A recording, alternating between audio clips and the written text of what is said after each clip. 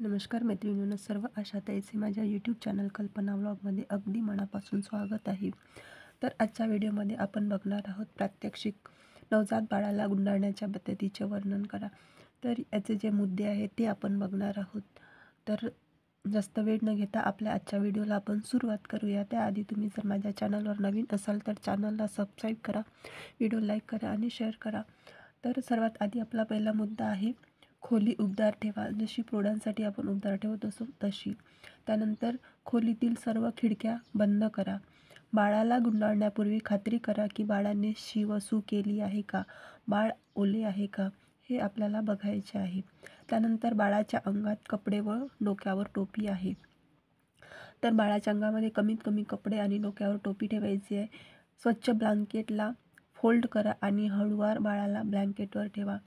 जे बाळ आपण ऋतुमानानुसार ब्लँकेट किंवा कॉटनच्या कपड्यामध्ये बाळाला गुंडाळत असतो, तर स्वच्छ ब्लँकेट वरून फोल्ड करायचे आहे. बाळाचे डोके, कपाळ, कान ब्लँकेटने झाकून घ्या. तर जेव्हा आपण बाळाला गुंडाळतो तर बाळाचे डोके आणि कपाळ आणि कान ते आपल्याला पूर्ण झाकून घ्यायचे आहे. बाळाच्या पायाकडील भाग ब्लँकेटने गुंडाळा. जो खालचा भाग असतो तो पायाचा, तो ब्लँकेटने गुंडाळायचा. एका बाजूकडून बाळाला गुंडाळल्यानंतर दुसरी बाजू गुंडाळा.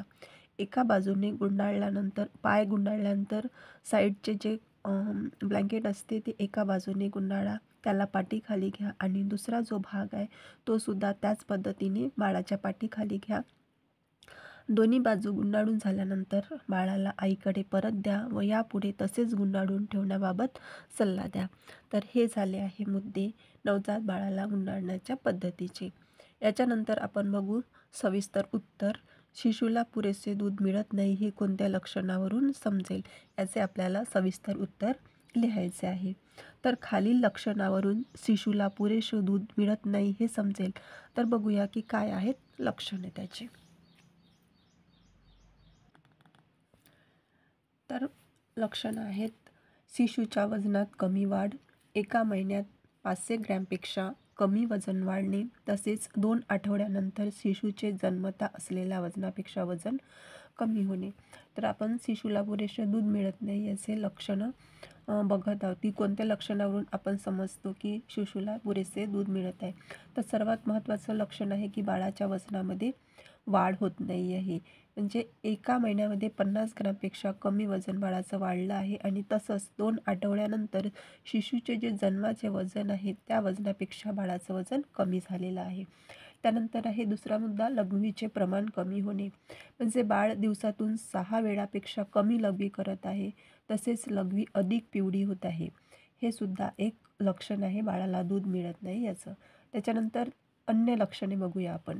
दूध पाजल्यावर सुद्धा शिशू संतुष्ट होत नाही आणि सतत रडत राहतो.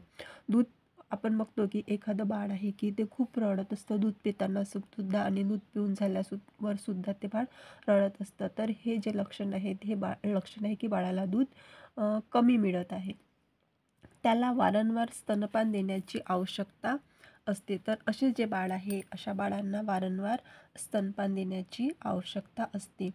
खूप वेळा स्तनपान करावे लागते. अशा बाळांना खूप वेळा वारंवार स्तनपान करावे लागते. नॉर्मली बाळाला आपण सांगतो की 2 तासानंतर 2-2 तासाने बाळाला स्तनपान करा. शिशू स्तनांना तोंड लावत नाही, म्हणजे तो पेत नाही किंवा त्याचं जर कमी वजन असेल तर त्याला ओढायला त्रास जातो. शिशूची सी कडक, शुष्क किंवा हिरव्या रंगाची होणे.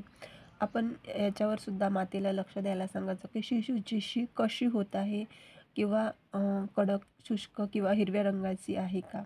माता दूध काढण्याचा प्रयत्न करते पण स्तनातून पुरेसे दूध येत नाही, स्तन दुधाने भरले जात नाही. कारण मातेला जर कमी दूध असेल तर तिच्या स्तनातून पुरेसे दूध येणार नाही आणि स्तन दुधाने भरले जाणार नाही. तर हे सगळे कारणं आहेत की बाळाला दूध पुरेसे मिळत नाही याचे. हे जे लक्षण आहे याच्यावरून आपण समजायचं की बाळाला, जो शिशू आहे त्याला कमी दूध मिळत आहे. त्याच्यानंतर आपण बघू संवाद लेखन. तर संवाद लेखनमध्ये यावेळी विषय आहे बघा, शिशु दूध पीत नसेल तर हाताने दूध कसे काढावे याबाबत संवाद लिहा. तर यावेळेस जे सर्व जे मुद्दे आहेत ते गरोदर माता, प्रसूतीपूर्व आणि प्रसूती पश्चातचे सर्व मुद्दे आहे, जसे की नवजात बाळाला गुंडाळण्याच्या पद्धती, शिशूला पुरेसे दूध मिळत नाही, कोणत्या लक्षणावरून समजायचे, त्याच्यानंतर केस स्टडी, आणि आता आहे की आपल्याला संवाद लेखन करायचं आहे. शिशू दूध पीत नसेल तर हाताने दूध कसे काढावे याबाबत संवाद लिहा. तर बघूया आपण आता याचे मुद्दे. मातेच्या घरी गेल्यावर अभिवादन करावे, घरात जाताना हातपाय धुवून जावे.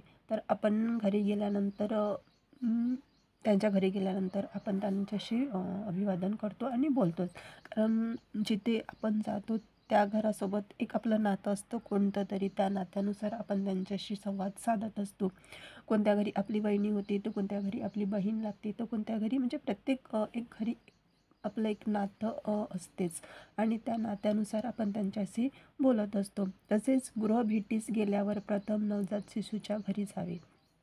तर जिथे आपण नवजात शिशू असते त्यांच्या घरी जाताना आधी आपण पाय धुत असतो, हातपाय धुत असतो आणि 6 पद्धतीने हातसुद्धा धुत असतो. तसेच गृहभेटीस गेल्यावर प्रथम नवजात शिशूच्या घरी जावे, म्हणजे आपल्या ज्या रोजच्या गृहभेटी आपण करताना आपली जर HbNCची पहिली भेट असेल त्या दिवशी तर आपण पहिले HbNCच्या घरी जायचं आहे. घरी गेल्यावर माता व बालकबाबत विचारपूस करण्यात यावी. हे सुद्धा आपण करतोच, कारण घरी गेल्यानंतर आपण प्रथम विचारतोच की आई कशी आहे, बाळ कशी आहे. शिशू जर दूध पिऊ शकत नसेल तर आशाने आईला धीर द्यावा. हे सुद्धा आपल्याला करायचं आहे, की ती माता जर सांगत असेल की माझं बाळ दूध पित नाही आहे किंवा दूध निघत नाही आहे, आणि तर तिला आपल्याला धीर द्यायचा आहे, म्हणजे तू घाबरू नको बा, व्यवस्थित होईल, दूध निघेल, मी प्रयत्न करते, मी तुला सांगते कसं करायचं. तर हे सर्व आपल्याला तिला, आईला आणि घरच्या लोकांना धीर द्यायचा आहे. आईला हाताने दूध कसे काढावे याबाबत सुसंवाद साधावा. तर आईला दूध कसे काढायचे हाताने याबाबत आपल्याला मातेसोबत बोलायचं आहे. मातेला हात साबण लावून पाण्याने स्वच्छ धुण्याबाबत संवाद साधावा. तर जेव्हा आपण स्तनातून दूध काढणार आहोत तर मातेला सांगायचे आहे की तिने हात साबणाने स्वच्छ धुवून घ्यायचे आहेत. नंतरचा पॉईंट आहे, वाटल्यास स्तनांना मातेला काही वेळ शेक देण्याबाबत संवाद साधावा. म्हणजे मातेचे स्तन आहे त्याला थोडा वेळ असा शेक द्यायचा, हे सुद्धा मातेला सांगायचं आहे. त्यानंतर स्तनांग्राच्या दिशेने हळूवार मालिश करण्याबाबत, तसेच मालिश करताना हातांना काखेकडून स्तनाकडे न्यावे, त्यामुळे स्तनाच्या सर्व भागाला मालिश होईल याबाबत मातेशी संवाद साधावा. तर हे सुद्धा मातेला आपल्याला सांगायचं आहे की मालिश कशा प्रकारे हळूवार कोणत्या भागाकडून कोणत्या भागाकडे करायची याबाबत मातेसोबत आपल्याला बोलायचे आहे. समोर वाका आणि स्तनाच्या खालील भागाला एका हाताचा आधार देण्यास सांगावे. दुसऱ्या हाताचा अंगठा व बोटांनी स्तनाच्या समोरच्या भागाला पकडण्यास, मातेचा हात स्तनाग्राच्या वरच्या भागावर ठेवण्यास आणि 2 वेळा बोटांना स्तनाग्राच्या खाली समोरच्या भागावर ठेवण्यास सांगावे. तर हे आपण मातेला करायला सांगायचं आहे की जेव्हा आपण मातेला दूध कसे काढायचे हे सांगत असतो तेव्हा. तर दुसऱ्या हाताचा अंगठा व बोटांनी स्तनाच्या समोरच्या भागाला पकडण्यास, मातेला हात स्तनाग्राच्या वरच्या भागावर ठेवण्यास आणि 2 बोटांनी स्तनाग्राच्या खाली समोरच्या भागावर ठेवण्यास सांगावे. स्तनमंडळाखाली दाब देण्यास आणि वारंवार स्तनाच्या समोरच्या भागाला दाबून स्तनात जमा झालेले दूध काढण्यास सांगावे.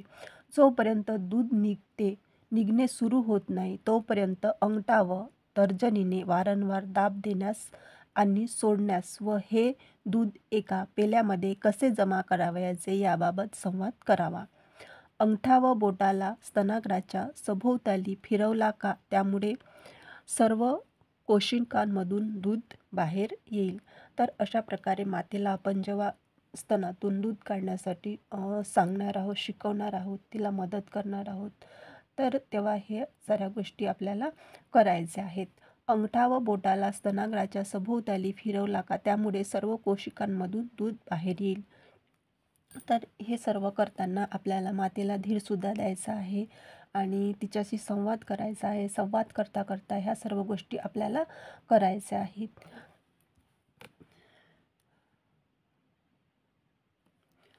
दुसऱ्या स्तनातील दूध काढण्यासाठी सुद्धा अशीच वरील कृती करण्यास याबद्दल मातेशी संवाद साधावा. जेव्हा एका स्तनातून दूध निघेल आणि ते वाटीत आपण ठेवण्यासाठी किंवा पेल्यामध्ये साठवून ठेवण्यासाठी तिला आपण सांगू. त्याच्यानंतर दुसरं जे स्तन आहे त्या स्तनातून सुद्धा वरीलप्रमाणेच कृती करून दूध कसे काढायचे हे सुद्धा मातेला आपल्याला सांगायचे आहे. तर अशा प्रकारे हा आजचा आपला व्हिडिओ आहे,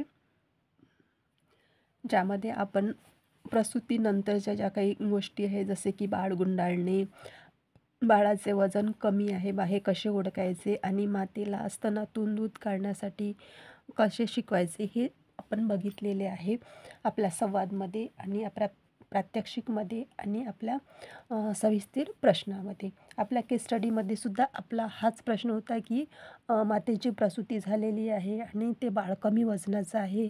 तिने बाळाला 3 दिवस दूधसुद्धा पाजले नाही आणि तिला रक्तक्षय म्हणजे प्रसूतीपूर्व तिला खूप रक्तस्राव झाला आणि त्याच्यामुळे तिला रक्तक्षय झालेला आहे. या सर्व गोष्टी आपण म्हणजे ह्या सर्व गोष्टी आपल्या प्रसूतीपूर्व आणि प्रसूती पश्चातच्या आहे. तर आजचा व्हिडिओ आपण इथे समाप्त करूया. परत भेटू आपण आपल्या दुसऱ्या व्हिडिओमध्ये लवकरच. तोपर्यंत सर्व आशाताईंना नमस्कार.